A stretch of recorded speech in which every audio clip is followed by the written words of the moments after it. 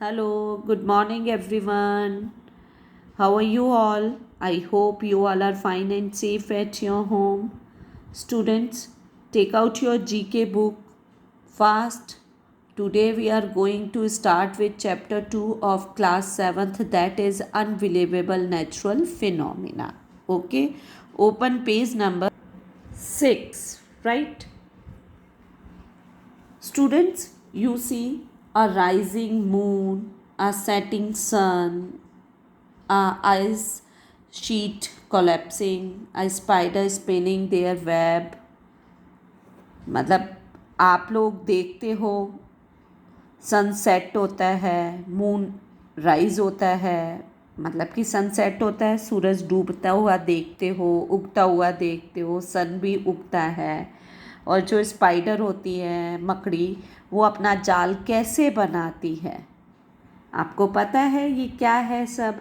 Rain के बाद हमें रेनबो नज़र आता है, राइट? थंडर स्टॉर्म होता है तो लाइटनिंग होती है, रेन भी, बारिश भी अपने आप ही होती है। बट ठीक है, साइकिल है, लेकिन ये सब क्या है? ये नेचुरली अकरेंस है, इसमें मैन मेड कोई भी नई चीज़ है। मतलब कि नेचर के द्वारा ये बनाए गए हैं, भगवान ने ही बनाए हैं, नेचर ने ही बनाए हैं। अभी एट प्रेजेंट कोरोना चल रहा है, कोविड-19, ये भी कैसे डेवलप हुआ है गॉड नोज। इसकी मेडिसिन्स अब आई हैं मार्केट में। अब ये कैसा वायरस है, कोई कहता है मैन मेड है, कोई कहता है नेचुरल है, गॉड नोज कैसा वायरस है। इसकी भी बात को पता लग जाएगा कि ये नेचुरल वायरस है कि मैन मेड वायरस है, राइट? लेकिन बहुत पैनिक क्रिएट किया हुआ है इस वायरस ने भी, राइट? जो अपने आप होता है, नेचर के द्वारा अपने आप होता है, उसे हम नेचुरल फिनोमेना कहते हैं। बट कई ऐसे होते हैं अनबिलीवेबल, मतलब कि जिन पे हम लोग देख के ओह, ये भी ऐसे भी हो सकता है क्या? तो वो ये वाले जो नेचुरल फिनोमेना है वो अनबिलीवेबल है, अभी जिसके बारे में हम डिस्कस करेंगे, राइट? नेचुरली आपको हिंट दे गए हैं और आंसर्स डिडक्ट करना है। This is a natural gas crater set on fire by the scientists in 1971 to prevent the spread of methane gas. It has been burning continuously since then. The diameter of the crater is 69 meters and its depth is 30 meters. The crater is popular tourist spot. ये एक story है sort of. क्या हुआ था कि scientist को पता लगा था कि वहाँ पर नेचुरल ऑयल, मतलब मिनरल ऑयल है। तो वहाँ पे साइंटिस्ट गए, उन्होंने डिग किया, मतलब होल किया, थोड़ा ही अभी किया था, तो उनको पता लग गया यहाँ पर मिनरल ऑयल नहीं है, यहाँ पे मिथेन गैस है। तो उन्होंने स्टॉप कर दिया, वहीं पे डिगिंग स्टॉप कर दी।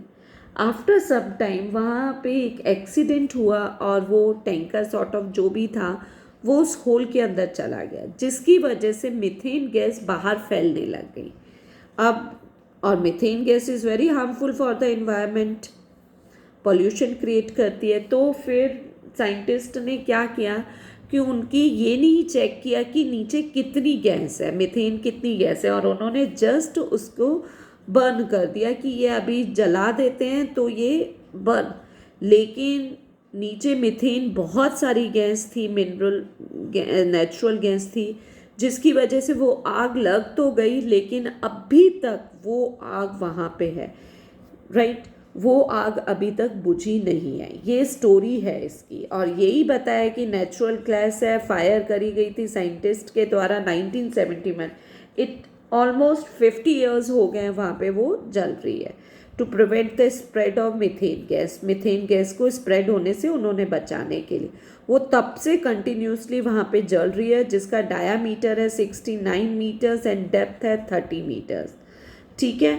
और इसको टूरिस्ट स्पॉट्स कहा जाता है, क्योंकि यहाँ पे रात के टाइम वो देखने के लिए जब वो शाइन करता है नीचे होल में तो बहुत सुंदर लगता है।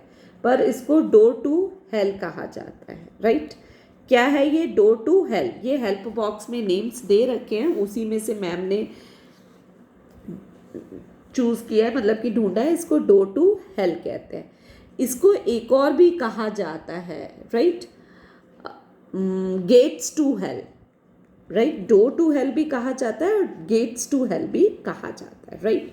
Question number 2, white bubbles are formed when the dead organic matters on the sea bed release methane gas that freezes just inches under the cold surface of the lake. These bubbles are highly flammable with a deadly effect, right? ये कहाँ है? Canada में। Actually नीचे जो dead organisms होते हैं, मतलब उस जब वो डेड हो जाते हैं तो वो मीथेन गैस रिलीज करते हैं। मीथेन गैस जो नीचे कोल्ड वाटर में होती है तो वो फ्रीज हो जाती है। फ्रीज होने के बाद ये मीथेन है, जैसे ऊपर आपको बताया, तो मीथेन गैस हाईली फ्लेमेबल है। तो वो जब फ्रीज हो जाती है तो वो बबल्स बनके जब ये ऊपर आती है तो ये डेडली फ्लेमेबल होती है।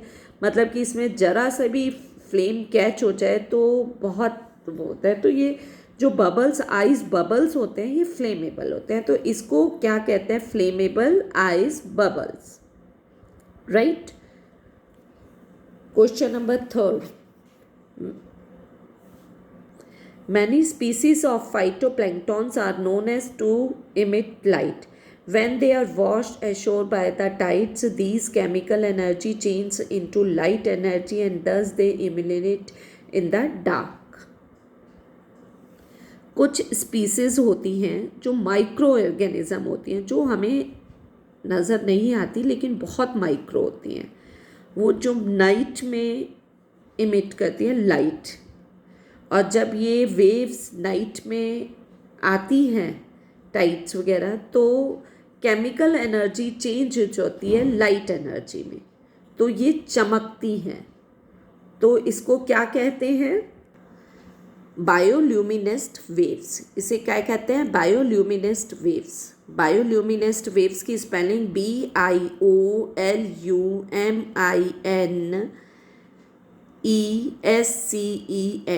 वेव्स, ठीक है।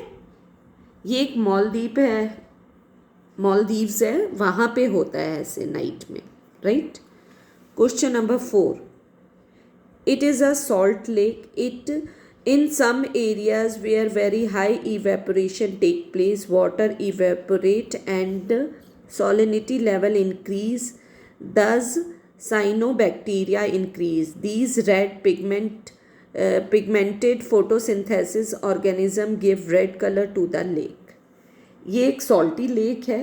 इवेपोरेट हो जाते हैं, जब इवेपोरेशन होता है, जब बहुत वेदर वार्म होता है तो इवेपोरेशन होता है, जिसकी वजह से सॉल्ट और काफ़ी मिनरल्स होते हैं, जैसे सॉल्ट हो गया, अदर मिनरल्स हो गए, and sodium carbonate.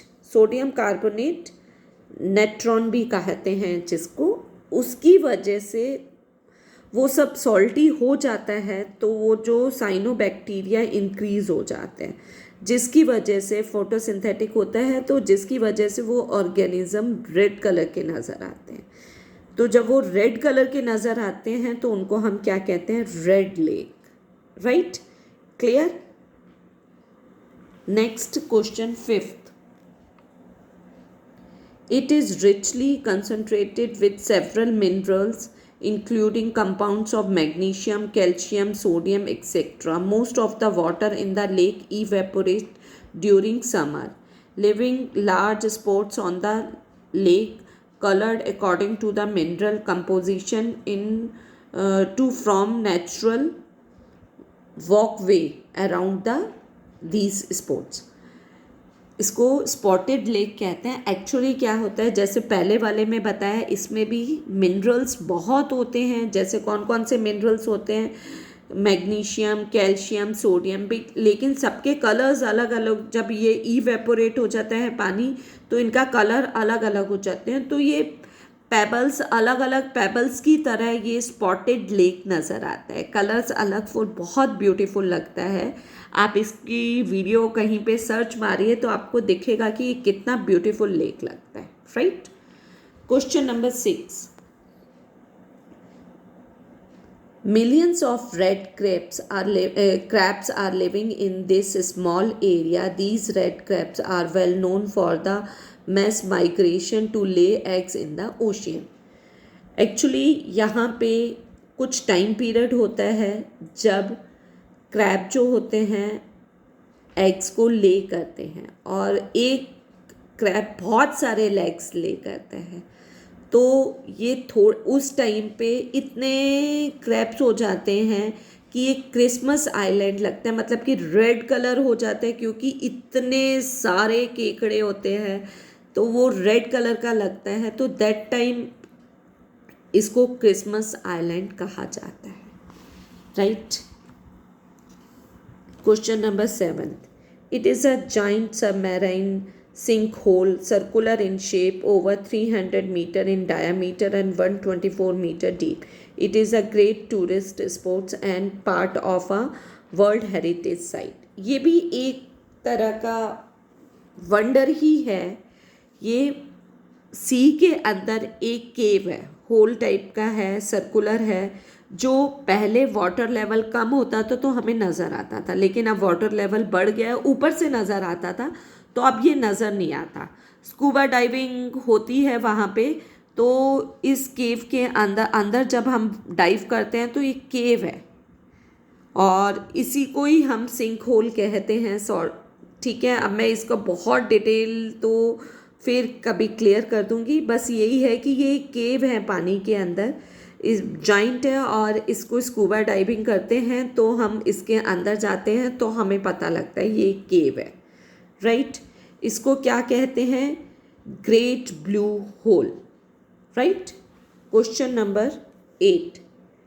It is a climatic phenomena that occurs in a desert every 4 to 5 years, where blooming of wide variety of flowers is seen during September and November if there is usually high rain, right. ये एक तरह का desert है जहाँ पे 4-5 years में ये flower खिलते हैं, और जब वहाँ पे रेन यूजुअली होती नहीं है, जब रेन होती है तब ये फ्लावर खिलते हैं डेजर्ट में, तो इनको क्या कहा जाता है? Flowering desert, right. Clear? Next question, quiz time, right. An optical phenomena that occurs due to the reflection of bright light by ice crystal present in the atmosphere. ये ऑप्टिकल फिनोमिना है जो reflection of bright light by ice crystal से जब वो bright light reflect होती है, जो present होती है एटमॉस्फेयर में, वो है। तो इसका आंसर है light pillars, right. B option है लाइट पिलर्स, ठीक है। Question number 2. Nacreous clouds are type of, यहाँ पे आपको ऑप्शंस दे रखे हैं, उसमें से ऑप्शन सी जो है polar stratospheric cloud, right. C option है, उसको हम टिक कर देंगे, ठीक है। Third, a dirty thunderstorm is a phenomena in which lightning occurs in, इसका है volcanic plume, right. A option है, उसको अपन टिक कर देंगे। ओके स्टूडेंट्स, आई होप आप लोगों को क्लियर हो गया होगा ये चैप्टर। Take care, stay home, stay safe.